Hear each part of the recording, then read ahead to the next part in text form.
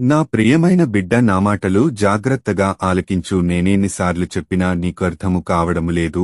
నీవు మందిరమునకు వెళ్ళినప్పుడు నీ ప్రవర్తన జాగ్రత్తనని చెప్పాను కదా.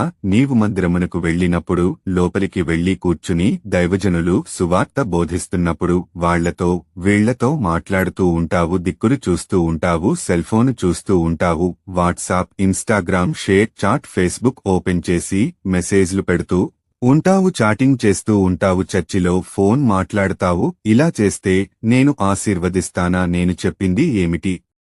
నువ్వు చేసేది ఏమిటి? మందిరమునకు వెళ్ళినప్పుడు సెల్ ఫోన్ స్విచ్ ఆఫ్ చేసి మందిరము లోపలికి వెళ్లి కూర్చుని యాజకులు చెప్పే బోధలను ఆలకిస్తే నేను నిన్ను ఆశీర్వదిస్తానని చెప్పాను కదా. బైబిల్ వాక్యము చదువు. ప్రసంగి గ్రంథము 5వ అధ్యాయము 1వ వచనము. నీవు దేవుని మందిరమునకు పోవునప్పుడు నీ ప్రవర్తన జాగ్రత్తగా చూచుకొనుము. బుద్ధిహీనులు